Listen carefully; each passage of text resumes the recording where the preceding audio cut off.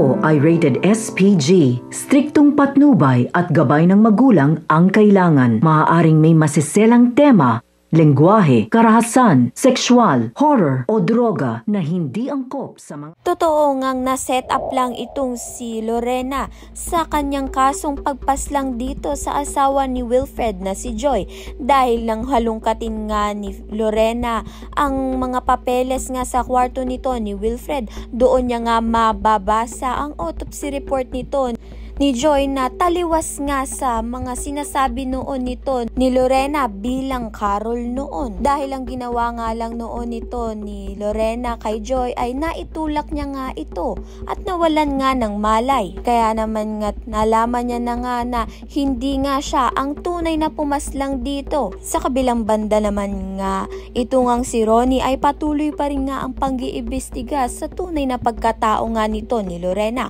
Kaya naman nga pinuntahan niya nga ang dating bahay nito ni Lorena at doon nga ay may malalaman na nga siyang katotohanan tungkol sa kanyang pagkatao na hindi nga siya si Lorena kundi siya si Carol ang pumaslang sa asawa nga nito ni Wilfred. Kaya naman nga't agad nga niya itong sinugod sa mansyon at pagbabayarin nga niya sa mga kasalanang ginawa nga nito ni Lorena. Subalit alam na nga ni Lorena na hindi nga siya ang pumaslang dito kay Joy. Kaya naman nga't yan at iba pa ang dapat nating pakaabangan. Maraming salamat sa iyong panonood.